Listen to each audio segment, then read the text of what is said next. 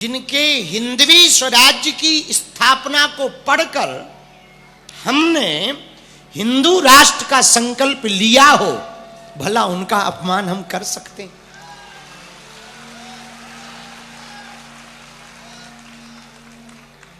उनको पढ़कर के ही हमने हिंदू राष्ट्र का सपना देखा है। उनके संकल्प को पढ़कर के ही हमने हिंदू राष्ट्र के लिए कदम बढ़ाया है। उनको पढ़कर, उनको जी करके ही हमने पदयात्राएं की हैं। तो भला हम उनका अपमान कर सकते? और इस भारत में रहने वाला व्यक्ति जो छत्रपति वीर शिवाजी का अपमान करे, क्या वो भारतीय हो सकता?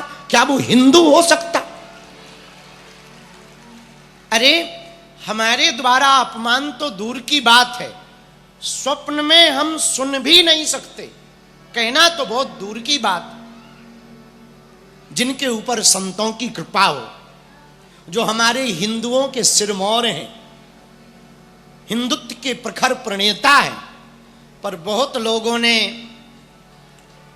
इस बात को तूल 2 दिन में पकड़ाकर कहां से कहां पहुंचा दिया। हम उनसे प्रार्थना करेंगे, आपको यदि दुख पहुंचा तो ये हमें बहुत कष्ट हो रहा कि हमारी बातों से आपको दुख पहुंचा। हम उसके लिए बहुत ही अपने मन में खेद व्यक्त कर रहे हैं कि आपको कष्ट पहुंचा। और विचित्र बात यह है कि हम भी छत्रपति शिवाजी को मानते हैं, आप भी छत्रपति शिवाजी को मानते हैं। जितने भी मराठा हैं, हम उनसे कहेंगे हमारा और आपका आपस में भला एक दूसरे की खींचातानी करेंगे तो कैसे हिंदू राष्ट्र होगा? फिर भी आपको लगा कि ऐसा कोई बात या वक्तव्य कहा तो हम क्षमा प्रार्थी हैं। आप बड़े हैं, मराठे हमारा है, महाराष्ट्र हमारा है, भारत हमारा है, छत्रपति शिवाजी हमारे हैं। हम तोड़ने नहीं आए हैं, हिंदुओं को जोड़ने आए।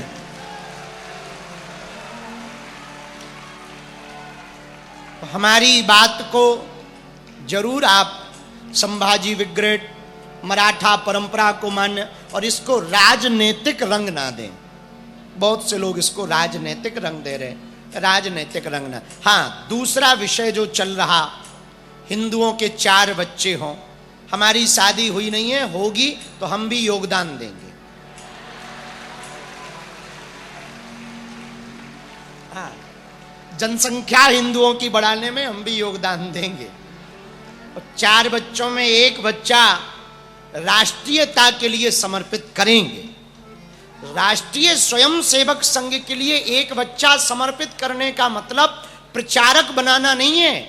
आर्मी में भेजो, कलेक्टर बनाओ, डॉक्टर बनाओ, मास्टर बनाओ, नेवी में भेजो, जल सेना, वायु सेना, थल सेना, किसी भी एक देश के लिए अपने बच्चे को समर्पित करो, ये हमारा उद्देश्य है।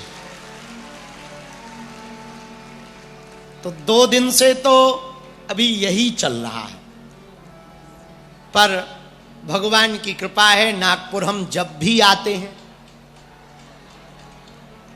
बड़ा आशीर्वाद मिलता है। इस बार आए हैं, एक पहले ही बोल दें कि हम इस बार 5 ही दिन के लिए आए। 5 ही दिन की कथा है, 30 तारीख तक। कोई बाद में मत कह देना कि जल्दी बाबा भग गया। हाँ, पिछली बार भी ऐसे ही किया था, इस बार हम पहले ही बता रहे, 5 ही दिन की कथा है, बैनर में भी, और हम बोल भी रहे, और दरबार भी लगाएंगे 29 तारीख को। और सुनो, गुरुजी ने आज्ञा दे दी तो 30 को भी लगाएंगे। हाँ, यदि सन्यासी बाबा ने आज्ञा दे दी तो। खैर छोड़ो, सुंदरकांड राम कथा के लिए हम सब बैठे हैं। 2 मिनट कीर्तन गा के आज की कथा शुरू कर रहे। अच्छा, सब ठीक हो ना? 2 साल तुम्हें हमारी याद नहीं आई? हलवा आई, दिख तो नहीं रहा है। तुम्हारी मराठी में कहें तो तुम्ही सर्व कसे आहार, चांगला? हाँ, आम्ही मराठी आहात। हाँ, तो हम क्या करें? यहीं रहना है तुम्हें 5 दिन? जय हो माता। एक बात हम कहें, हम जब भी महाराष्ट्र आए कोई ना कोई विषय छत्रपति वीर शिवाजी महाराज के बारे में बोला। उस दिन भी हमने गुरु शिष्य महिमा पर एक कथा बताई कि गुरु के प्रति हमारे छत्रपति शिवाजी महाराज की कितनी ऊंची विचारधारा थी कि सब कुछ अर्पण कर देते। हमने अपने शब्दों में कहा, जो हमारी भाषा है उन शब्दों में बोला। उन शब्दों का अर्थ का अनर्थ बनाकर बहुत लोगों ने छत्रपति वीर शिवाजी महाराज की अवमानना मान लिया कि हमने अपमान किया, अवमानना की। एक बात हम व्यासपीठ से पहले ही निवेदन करें। लोग हमारे पास आते कहते आप इतना हली उल्लाह वालों के बारे में खुलकर बोलते, आपको डर नहीं लगता? हमने कहा हम जिनके भगत हैं उन्हें लंका में डर नहीं लगा, हमें भारत में क्या खाक डर लगेगा? आओ आओ, भारत में क्या हलवा डर? अच्छा, डर इसलिए भी नहीं लगता कि भाई भारत में रहते हैं और भारत में रहते संविधान है, संविधान मजबूत है, संविधान में बोलने की आजादी है। जब वो गजवाए हिंद बोल सकते तो हम भगवाए हिंद भी तो बोल सकते हैं। सबके अपना अपना अंतर है। और लोग कहते हैं आप डरते क्यों नहीं? हम क्यों डरें? डरे वो जो तिरंगा में चांद देखना चाहते, हम तो चांद पर तिरंगा देखना चाहते। तो हम काहे को डरे? डरे वो अब उनको आफत हो, हमको काहे की? और फिर इसलिए भी नहीं डरते, जहां जहां हम जाते भगवान की कृपा से वहां ऐसे कट्टर सनातनी हमें मिल जाते जो यहां बैठे हुए नागपुर के पागल मिल जाते। अब क्या डरना है?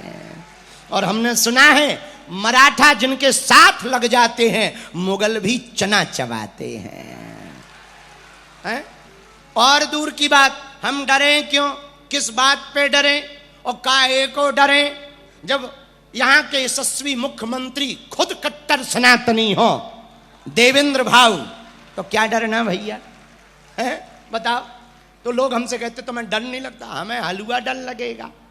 डरो तुम, हनुमान जी महाराज को क्या डर लगा? अभी हम पीछे पत्रकार वार्ता कर रहे थे पीसी, तो पत्रकार हमसे पूछ रहे थे कि आप बताओ क्या कहना चाहते? हमने कहा हमें एक ही टेंशन है, वो लव जिहाद की है। देश भर में लव जिहाद बहुत बढ़ रहा। तो बोले आप क्या सजेशन देना चाहते? हमने कहा हमने बेटियों को सजेशन दिया, बेटी तू दुर्गा बन, तू काली बन, पर कभी ना बुरके बाली बन। तो जब हम अंदर आए तो एक व्यक्ति धक्का देके बोला आप साफ साफ कह देते हो। हमने कहा माफ और साफ, साफ ही कहना चाहिए, साफ कहना, खुश रहना। अच्छा, चेले भी बड़े खतरनाक होते, गुरु की सुनते नहीं, गधों की सुन लेते। हाँ हाँ, कई चेले बड़े विचित्र होते, गुरु की नहीं मानते, गधों की मान लेते हैं। 2 चेले थे हमारे बहुत प्रिय, अब हम ये नहीं कहेंगे कि वो महाराष्ट्र के थे, नहीं तो अभी विवाद हो जाएगा। 2 चेले थे हमारे बहुत प्रिय, बागेश्वर धाम गए, गुरु पूर्णिमा का दिन था, उन्होंने प्रणाम किया, हमने आशीर्वाद दिया, उन्होंने भोजन करवाया। शाम हो गई, हमने कहा शाम हो गई बेटा रुक जाओ, रात को घर मत जाओ, नागपुर दूर है, 500-600 किलोमीटर है, चलने में बहुत समय लगना, रात रुक लो, सुबह सुबह चले जाना। बोले नहीं नहीं गुरुजी बहुत काम है, जाना है जाना है, जाने नहीं, आज्ञा दो आज्ञा, आप तो बस आज्ञा दो। हमने कहा भाई नहीं मान रहे तो चले जाओ। जैसे ही वो बागेश्वर धाम से बाहर निकले तो बिल्ली रास्ता काट गई। आपस में 2 चेले दोनों आपस में बात करने लगे, बोले लो बिल्ली काट गई। दूसरा बोला बिल्ली तो आती रहती क्या, चलो आगे बढ़ाओ कार। आगे बढ़ाए, सांप आ गया। दूसरा बोला गुरुजी ने भी रोका था, पहले बिल्ली निकली अब सांप निकल आया। कुछ लफड़ा तो नहीं है, गुरुजी जानते मानते भी हैं, कहीं कोई देख करके ना बताया हो कि मत जाओ, फिर भी हम लोग नहीं माने। अरे दूसरा बोला रहने दो, जंगल है, सांप बिल्ली तो आते ही रहते। इतने में आगे बढ़े, 5 किलोमीटर बढ़े, एक गधा खड़ा था बीच में और रो रहा था। अब दूसरा वाला भी टेंशन में हो गया, बोले गधे तो बहुत देखे, रोते पहली बार देखे। तो दूसरा वाला बोला कि आप क्या करें? बोले पहले बिल्ली पर सांप, अब गधा मिला, वो भी रोता हुआ मिला, जरूर लंबा खतरा है, वापस चलो। वापस आए, रात के समय हम तो सो गए थे, दरवाजा खटखटाया, हमने पूछा कौन? बोले नागपुर वाले चेला। हम कहा चेला क्या हुआ? बोले गुरुजी क्या बताएं, यहां से गए तो रास्ते में गधा रोता हुआ मिल गया। हम लोगों की हिम्मत नहीं पड़ी कि जाएं, तो हमने कहा ठटरी के बरे गुरु की सुनी नहीं, गधे की सुन ली। बताओ, गुरु सुनाता रहा कि मान जाओ, सो तुम माने नहीं, गधे ने क्या रो दिया सो तुम मान गए। गजब के चेला। तो रावण से हनुमान जी भी यही कह रहे, रावण जितने अब तक तुम्हारे पास आए सब चमचे आए, हम तो गुरु हैं। और सच में हनुमान जी गुरु हैं, हम नहीं कह रहे। हनुमान चालीसा में गोस्वामी तुलसीदास जी ने कहा, जय जय जय हनुमान गोसाई,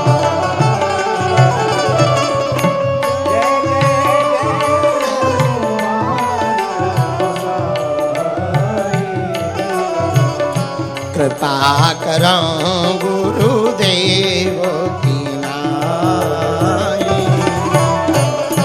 कृपा करो गुरुदेव की नाई। सीताराम सीताराम सीताराम सीताराम सीताराम, राजा राम राजा राम,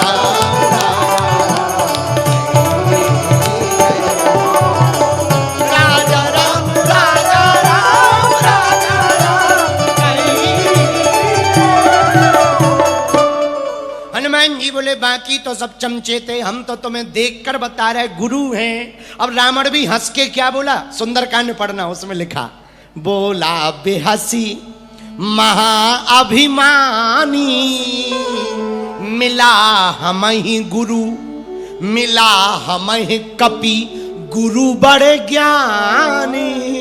रावण हंस के बोला बताओ अब हमारे ऐसे दिन आ गए कि हम बंदरों से ज्ञान लें।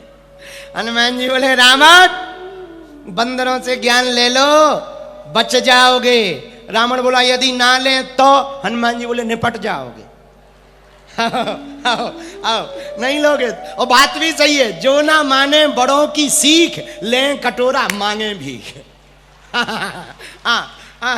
जो अपने से बड़ों की नहीं माने वो कटोरा लेके भीख ही मांगते हैं। बोलो सीताराम, जोर से बोलो। इतना सुनते ही रावण का अभिमान जाग गया और पता है क्या बोला, मृत्यु निकट आई खल तो ही, ए बंदर तेरी मौत नजदीक आ गई। हनुमान जी बोले क्यों? लागसी अधम सिखावन मोही, तुम हमें सिखा रहे, हमें ज्ञान दे रहे, मौत आई नजदीक। इधर ज्ञान नहीं देते हैं, लेते हैं। और तुमने देखा नहीं, तुम पे तो एक ही मुंह है, हम पे तो 10-10। अच्छा बात भी सही कह रहा, एक मुंह वाले को तो समझाना कठिन है, 10 खपड़िया वाले को कौन समझाए? आओ, एक खोपड़िया वाले को तो समझाना। हम लोगों पे एक खोपड़िया है और तुम पे भी एक खोपड़िया है, ये खोपड़ी है, खोपड़ी।